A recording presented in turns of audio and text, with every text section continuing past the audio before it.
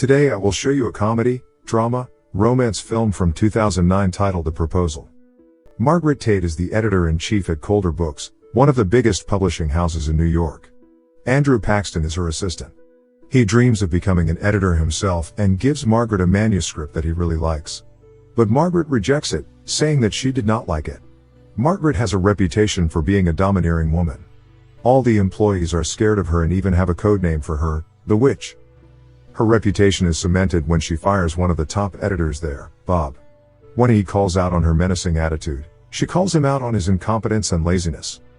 Later, Margret is invited to her boss's office where he congratulates her on sealing a deal with a popular author. Then he says that her immigration decision came back and it says that she will be deported back to Canada. She says she'll work from abroad, but they don't want that, saying they will have to let her go for a year, unless she can think up something. So, she does. When Andrew comes to give her a message, she says that the two of them have been dating for a while now, and will be marrying soon. Poor Andrew is petrified and barely manages to confirm her statements. The boss is happy and tells them to legalize the whole thing as soon as possible. By the time they go downstairs, the whole office knows about this. Andrew's colleagues, with whom he spends a lot of time teasing Margret, now mock him for being stuck to the witch. Margret explains her situation and promises to get divorced once her citizenship is confirmed, but Andrew is against this whole idea. Margret reminds him that with her gone, Bob will be made editor-in-chief. He will fire Andrew as soon as possible and then kill whatever hope he has of becoming an editor. Andrew is again shocked and in a dilemma. So, they go to the immigration office, where the person in charge, Mr. Gilbertson, questions the authenticity of their relationship. He tells Andrew that if this whole thing turns out to be a scam, Margret will be deported but Andrew will be fined $250,000 and get 5 years in prison. But, if he admits to it now, he will be let go. Andrew does not confess. Mr. Gilbertson says that they will be interviewed separately on Monday and their stories have to match up. They accidentally reveal that Andrew's grandmother's birthday is coming up on Saturday. And he and Margret will be going to his hometown. Outside, Andrew demands to be promoted to editor if he's to go through with this. Despite being hesitant, she finally agrees to it. He then makes her propose to him, properly. For that, she goes down on her knees right in the middle of the street and proposes. He accepts and walks away. On their flight to his hometown, Alaska, he says that he knows all about her, being her assistant and all. However, she does not know anything about him. They land in Sitka where Andrew's mother, Grace, and his grandma Annie, receive them. As they go into town, Margret notices that most of the stores there have the Paxton name, revealing that Andrew is actually very wealthy. Even their seaside mansion is fabulous. Margret has trouble with this rustic style of living and even struggles to get down some stairs to their boat. Andrew is annoyed when he finds out that their parents invited all their friends and family to welcome him. His mother is just happy to be seeing him after 3 years. At the party, his father, Joe, greets the couple. Andrew is slightly intimidated by his father. It is clear that the two don't exactly have a healthy relationship. He takes him aside and asks why Andrew is dating the nasty strict boss. So, Andrew reveals that they are going to get married. He announces this to the whole party. His ex-girlfriend, Gertrude, is also there and congratulates them. They ask them to narrate how they got engaged. Margret tells a very emasculating version of the story where she focuses on how sensitive and lovey-dovey Andrew was. Andrew is humiliated by this and puts in his own version where he's masculine and strong. After that, the whole group makes them kiss. They kiss awkwardly at first, and then a little more properly after that. That evening, the two of them are given a single bedroom. After Grace and Grandma Annie are gone, Andrew sleeps on the floor. The next morning, Andrew goes to inform Margret that his mom will take her out with the other ladies. He then hugs her to put on a show for his parents. Then he goes to his father, who is playing golf on the coast.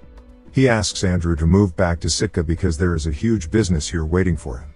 Andrew is annoyed that his father brings up the subject again. He refuses, saying that he wishes his father had another son who would want to stay here. Elsewhere, Margret finds herself in a strip club with the other women. Ramon, the town's favorite male stripper, puts on a grand show for them. The women put a veil on Margret's head and send her on stage where Ramon services her. Scandalized by this whole thing, she goes outside for some fresh air. Gertrude comes out to talk to her. She gives Margret a touching story of how Andrew proposed to her many years ago but he wanted to leave Sitka while she did not. So, they had broken up. Later, as the women return home, they see Andrew angrily hollowing out a canoe. Grace knows that this signifies his frustration and goes to Joe. She yells at him for pushing the family business on Andrew. This will cause their son to avoid them even more than he already has. She demands that he fix it. Margret goes to shower, and does not hear Andrew come in. Andrew is wearing earphones, so he does not hear her either. He is sweaty from the chopping and removes all his clothes. Margret comes out naked just then, and smacks into Andrew. Their naked bodies get entangled and they yell at each other in frustration. They finally find towels which they cover themselves with. That night, Margret asks Andrew about his relationship with his father.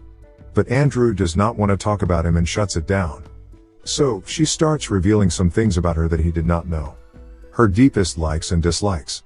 Hearing her reveal her secrets, he timidly reveals that he also thinks she's beautiful. They then sing her favorite song to sleep. The next morning, Margret wakes up early and puts on makeup.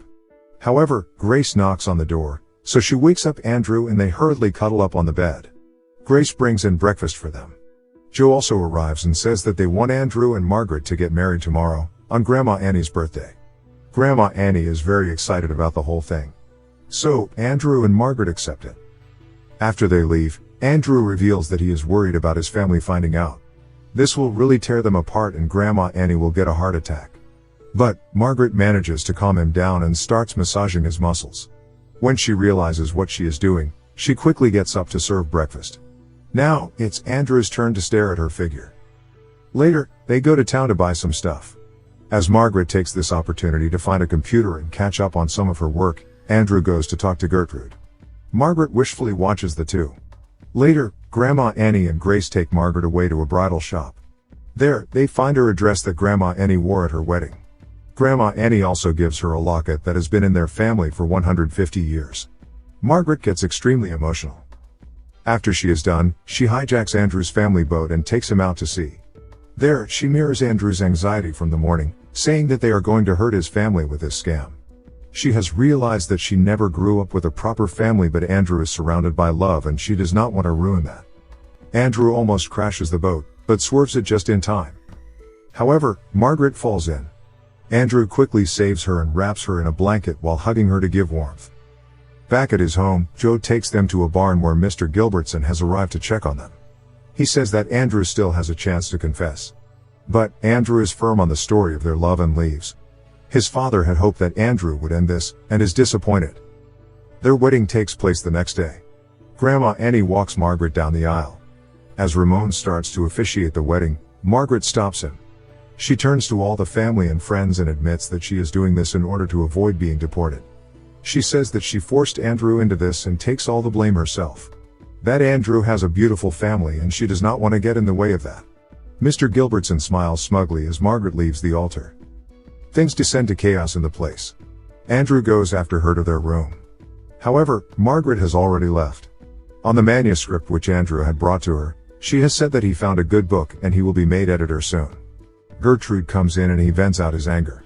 She calms him down and urges him to go after her. Outside, father and son get into an argument. Seeing this, Grandma Annie has a heart attack. They quickly take her on a plane. There, she makes Joe promise that he will never pressure his son into the family business.